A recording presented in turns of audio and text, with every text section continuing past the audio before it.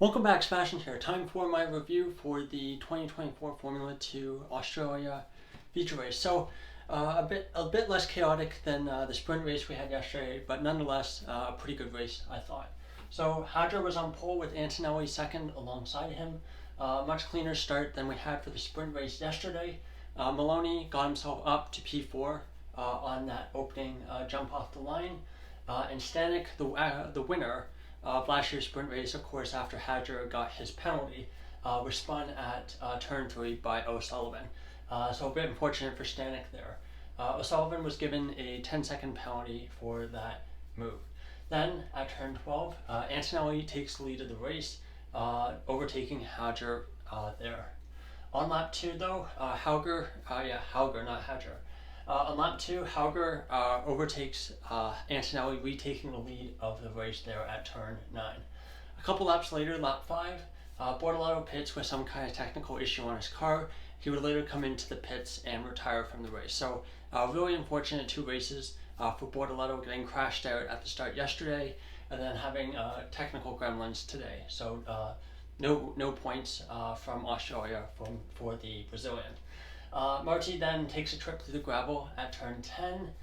Following lap, drivers were starting to struggle with their tires, coming on the radio saying the rears were having issues, and kind of an indication that many of those drivers starting on the softer tires to start the race would be coming into the pits quite soon.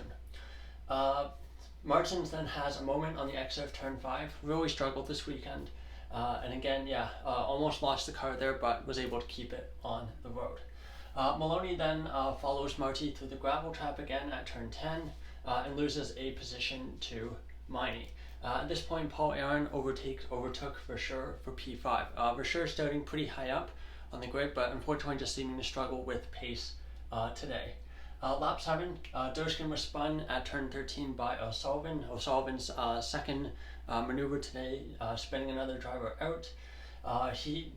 Doshkin would be out on the spot, car stalled, and unfortunately with these Mechachrome engines that tends to happen quite often.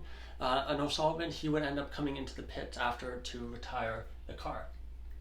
Miney also overtook Antonelli for P2 at turn 9, and then right after that we got a virtual safety car. Lap 9, the virtual safety car ended, and Barnard, right after that virtual safety car goes through the gravel at turn 3.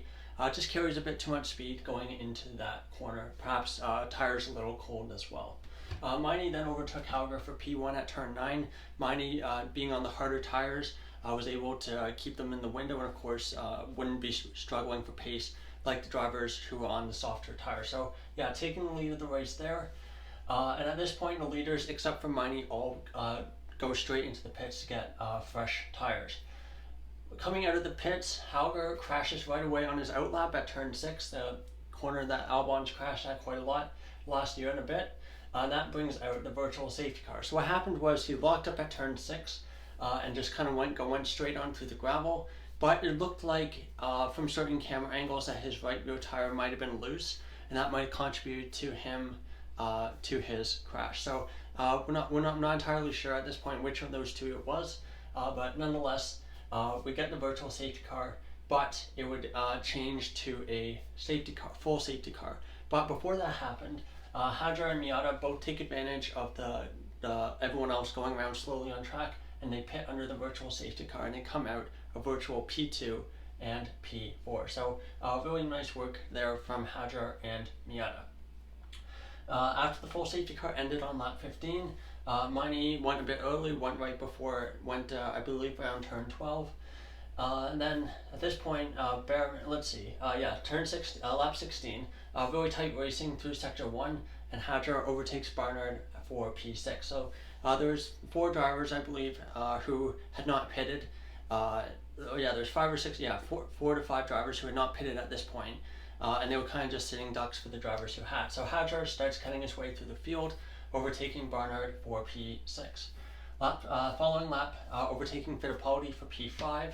And at this point, Berman, who despite having starring at the Saudi Arabian Grand Prix in F1 last week and having a really rough race, gets even worse when he's tapped from behind by Marti, battling for P17. and he would get Marty would get a 10-second penalty for that move. Lap 19, Villagomez goes rallying at turn 13. Maloney then overtakes Miata for P10 at the first corner. Lap 20, Hadjar overtakes Stanek for P4. And at this point, it looks like he's going to be in for a pretty comfortable win, and all 3 cars ahead of him are yet to pit. And because of that safety car, the field is pretty tightly bunched together, so you don't have a 15-20 second delta between that group of drivers who haven't pitted and everyone else. Aaron then really good move overtakes Antonelli and Barnard for P7 at turn 12. And then lap 24, really tight battle behind Stanek and Fittipaldi, including those 2 drivers as well. And then in the end, Fittipaldi goes off at turn 3, allowing pretty much everyone to pass him there. Then Aaron, Antonelli, and Maloney all get ahead of Stanek as well, so they're up to P5, P6, and P7 respectively. Lap 25, Maloney overtakes Antonelli for P6 at turn 9, but this would be like a virtual P3 for the final spot on the podium. Stanek pits, comes out last, showing that the alternative strategy just really didn't work today with the timing of that safety car. Lap 29, Behrman does a 360 spin at turn 1. Just looks like he carried a bit too much speed there. Didn't lose a position, but lost about 5 seconds to the car ahead.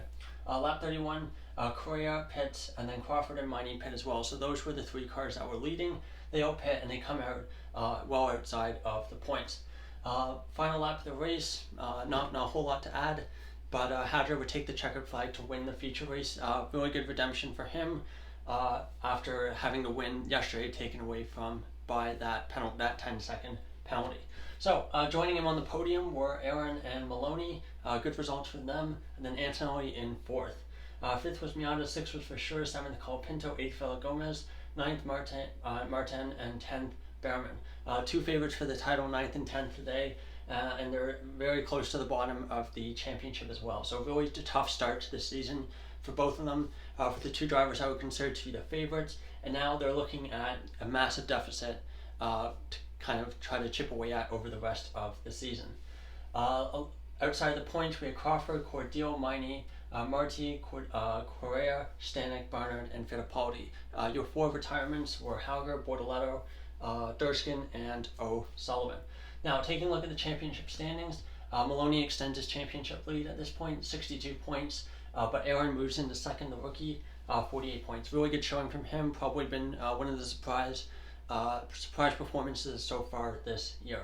3rd was Hauger on 41, 4th Hadjar 34, 5th Miney 33, 6th Fittipaldi 32, 7th Marty on 26, 8th Crawford on 24, 9th Antonelli also on 24, 10th Colapinto on 19, 11th Miata on 16, O'Sullivan 12th on 15, 13th Bortoletto also on 15, and then 14th for sure on 12, 15th Stanek on 10, Cordial 16th also on 10, and then 17th was Villagomez on 6, 18th Martin on 4, 19th Behrman with 1, and then Durskin, Correa, and Barnard all on 0 points. So there's my review for the F2 feature race. Decent race, not as chaotic as yesterday, but honestly, I was kind of hoping for that.